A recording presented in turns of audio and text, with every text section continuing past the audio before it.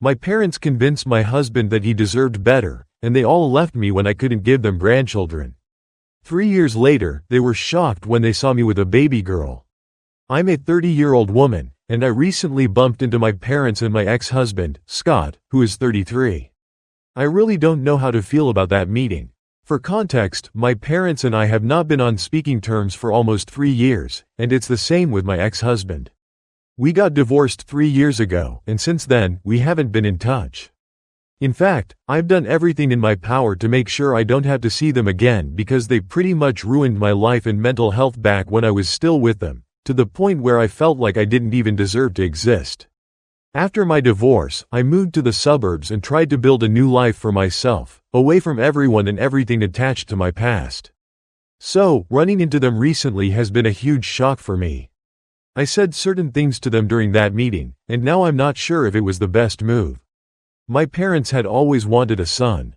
It's not like they treated me badly growing up, but it was very obvious to me that they would have treated me differently if I had been a boy. My mother had even mentioned it on several occasions, and I tried my best to be the son they never had, but I couldn't succeed. After I graduated from college and started living independently, I still tried to stay in touch with them because, no matter what, they were my family. They were the only family I had, since I wasn't particularly close to my grandparents, and I didn't have any uncles or aunts to rely on.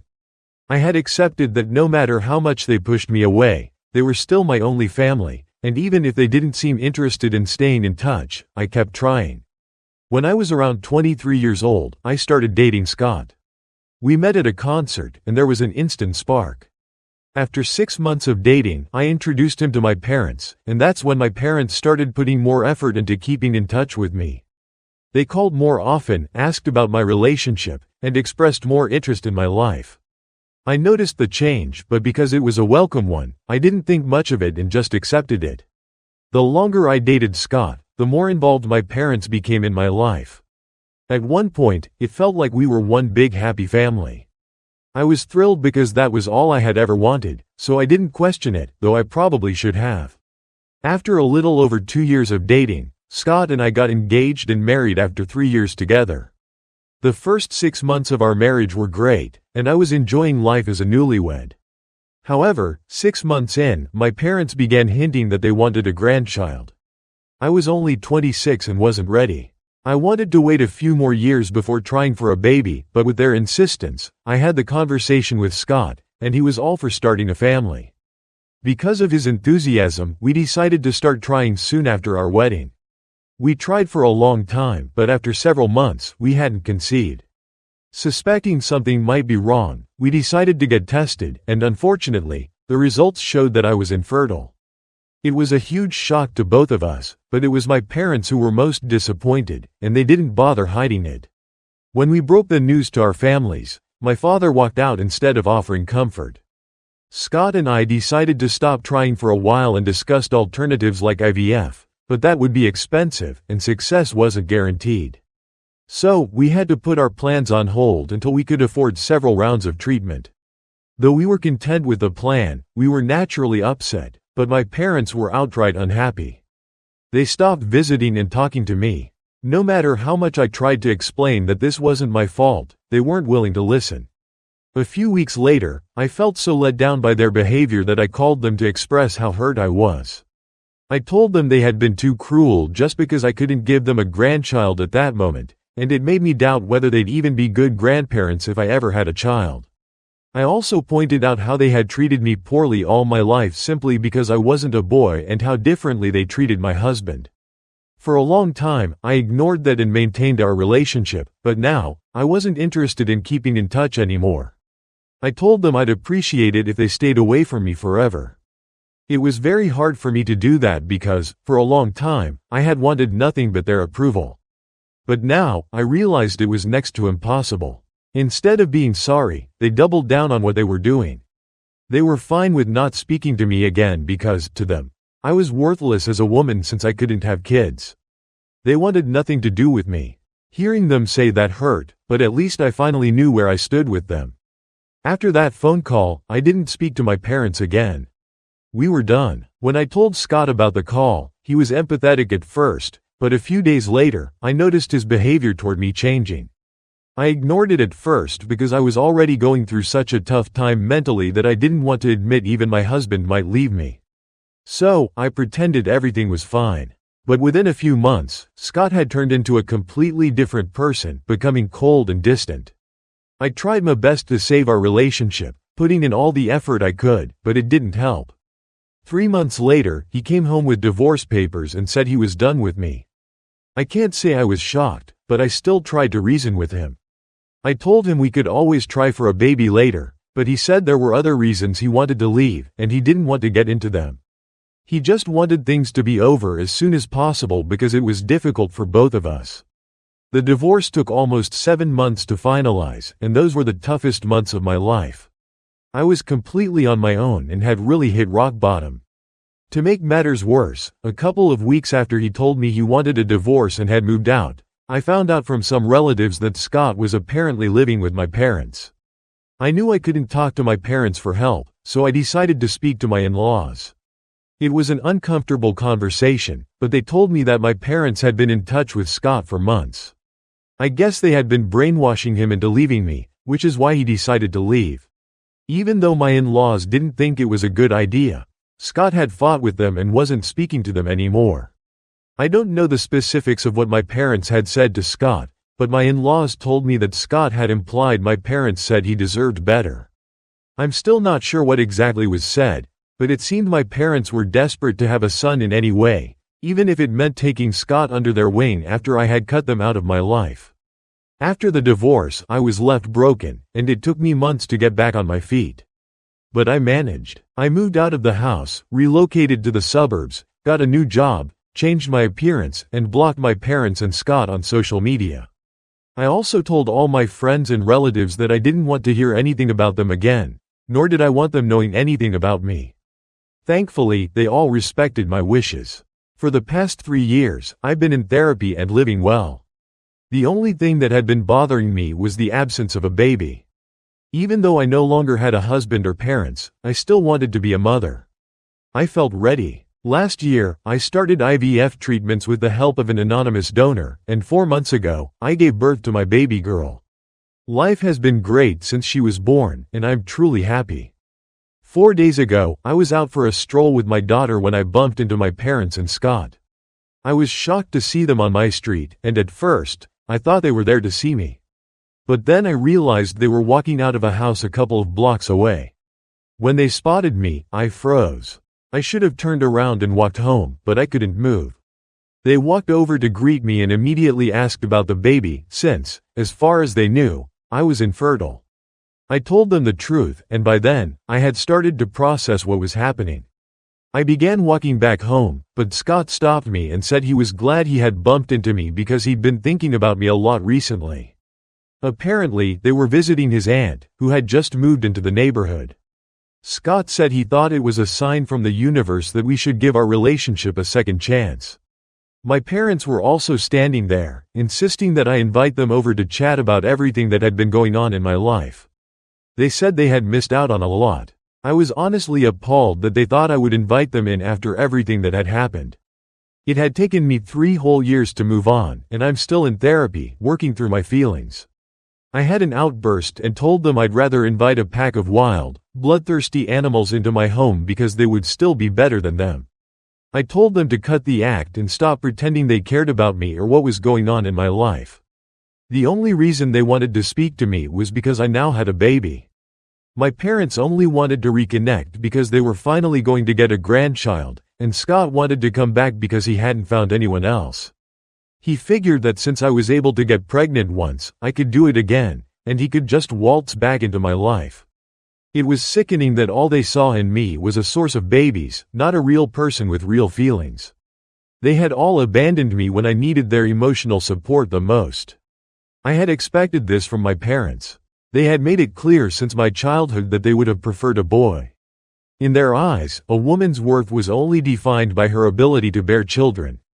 But the real shock had been Scott. He had spent so many years with me, comforting me, and yet, for some twisted reason, he went along with whatever my parents said and left me when I was at my lowest. I hadn't forgotten a single thing they had said to me, and I repeated it all back to them. Since I was worthless as a woman and Scott deserved better, maybe they should leave me alone now. I've always been a quiet and shy person, but that day, in the street, I yelled at them at the top of my lungs. It was 3 years' worth of anger all pouring out at once. It was nasty, and once I was done, I made a run for it back to my house and shut the door as fast as I could. I felt physically sick afterward and decided not to go to work for a few days, choosing to stay home with my baby. Since then, the interaction with my parents and Scott had been playing in my head on a loop. I didn't know what I was going to do until last evening when I received a call from an unknown number. I normally don't answer calls from numbers I don't recognize, but for some reason, I picked it up. It was Scott, and behind him, I could hear my parents whispering. They weren't even trying to be quiet, they wanted me to know they were there. I tried not to let it affect me. I told Scott I didn't want him to call me again or I'd be forced to take action against him, and I didn't want to have to do that. I told him the same went for my parents. I wanted nothing to do with them, and the only reason I had answered the call was to make sure they knew I was done. I had been done 3 years ago, and I was sticking to it. But Scott asked me to hear him out, and despite myself, I couldn't hang up. So I let him speak. He admitted that he and my parents had messed up, but he claimed it was all coming from a place of disappointment. He said they had all been looking forward to starting a family and having a baby in the family. When they found out I was infertile and wasn't even willing to go through IVF until we had enough money, it was hard for them to accept. They hadn't dealt with it in the best way, but now, they really wanted me to give them a second chance to prove they were worthy of being part of my life. After a few seconds, I told him I didn't buy a single word of the nonsense they were trying to sell me. They wouldn't have cared about me at all if they hadn't seen me with a baby that day, and that was the truth. I was tired of them pretending otherwise. I was about to hang up when my parents chimed in from the background, accusing me of being selfish. They claimed that, after finding out I was infertile, I had been forcing my presence on them, demanding their attention and comfort, while they were struggling with the news themselves. They said this was why everyone had pushed me away and why I ended up in the position of having no one there for me. I didn't entertain the conversation any further. I just hung up. I know they were trying to gaslight me, but now I can't help but doubt myself. So, for my own peace of mind, I need to ask, was I really asking for too much reassurance after finding out I was infertile? Anyway, that was the reason why my parents couldn't have another child. They were stuck with just me, a daughter. As for Scott, I never really knew the full details of his relationship with his parents, but from what I observed, they seemed to get along well. I don't know if they ever made up after their fallout, as I haven't kept in touch with his parents, and obviously, I haven't spoken to Scott about it. What I do know is that Scott is an only child, and he never had any competition for attention. His parents loved him dearly, and it was clear that he was treated well throughout his childhood. So, I'm still baffled as to why Scott latched onto my parents the way he did. With my parents, I understood their motives. They wanted a son, and treating Scott like their own was part of that. But with Scott, I have no idea what went wrong. Over the past 3 years, I tried to forget about everything, burying it deep down, so I hadn't really questioned his behavior. Now that I'm reflecting on it, I feel like I need to speak to my ex-in-laws to get to the bottom of it, if only to satisfy my curiosity. Update 1. I decided to reach out to Scott's parents to understand why he's been acting the way he has. Honestly, it was strange enough that he would visit his aunt with my parents, of all people. I already knew this wasn't my fault. They had abandoned me at my lowest because they were terrible people, and I knew they were trying to gaslight me. I was looking for reassurance, and while I didn't want to burden my friends with something so personal, posting here has been incredibly helpful. Thank you to everyone who reassured me and made sure I knew that I wasn't the bad guy in all this. Anyway, reaching out to Scott's parents after 3 years of no contact was awkward, to say the least. The last time I spoke to them was around the time of the divorce. But, to my surprise, they were actually glad to hear from me. After some small talk, I cut to the chase and asked them why Scott had become so close to my parents and if they were still in touch with him. They told me that a couple of months after their last argument, they had managed to patch things up with Scott and had been in regular contact with him since then. However, Scott had also maintained his connection with my parents. They explained that Scott had been well loved as a child and wasn't trying to replace his parents with mine. But apparently, my parents had been quite shady from the beginning of our relationship. They had subtly tried to get him on their side, even while we were dating. Scott would tell his parents that my folks would occasionally invite him over for dinner even when I was busy, and he'd spend time with them separately. He thought it was worth bragging about because he believed he had impressed them simply by being himself. And in a way, that was true. He was a guy, and that alone was enough to win my parents over. So, unbeknownst to me, Scott had already spent a lot of one-on-one time with my parents, and he had started seeing them as parental figures. It was complicated because, at the same time, he respected his own parents and had a strong relationship with them. On top of that, my parents constantly showered Scott with expensive gifts, even writing him checks on occasion. What surprised me most was when Scott's parents mentioned that this was the money Scott had offered to use for IVF when we were still together. I had thought Scott was bluffing back then because, at the time, we didn't have that kind of money. Never in my wildest dreams did I think Scott would accept money from my parents, let alone something as shady as this. He hadn't wanted to tell me about the money from my parents because that would mean admitting to the strange and secretive relationship he had with them. But even after he had the money, I still refused to pursue IVF. I didn't believe that he actually had the funds, and I wanted us to save for it. That's when my parents swooped in. They used this opportunity to manipulate Scott into thinking he deserved better, someone who had faith in him. Over a few months, they were able to brainwash him, and that's how he ended up leaving me. My ex-in-laws apologized to me for everything but explained that, as much as they disagreed with Scott's relationship with my parents, he was still their only son. They couldn't just cut him off. And I get it. I don't blame them. They didn't owe me anything and were already being kind by telling me the truth. But now that I know everything, I don't have any reason to entertain them, or Scott, if they ever reach out to me again. They're all disgusting people, and they aren't worth my time. Update 2. After nearly 2 weeks off, I decided to return to work. Luckily, I still had some maternity leave left over, as I hadn't taken the full 6 months in one go, and my company's policy is flexible.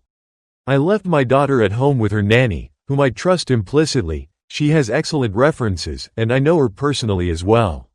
She's a good woman. Halfway through the workday, I got a call from the nanny. She told me she had taken my daughter home with her because she wasn't sure if staying at my house was safe due to my ex-husband's behavior. I immediately let her go, and after ensuring my daughter's safety, I called the police while rushing back home.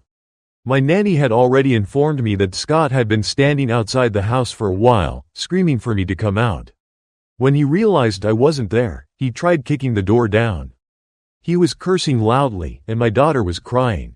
Thankfully, the nanny had acted quickly. She contacted me so I could call the police, and then she left with my daughter through the back gate to her house, which was only a few minutes away. Her priority was keeping my baby safe, and she handled it perfectly. When I arrived home, the cops were already there, and it was clear Scott had been drinking, at 12 in the afternoon, no less. It was pathetic. I pressed charges because enough was enough, and this gave me the perfect opportunity to get a restraining order.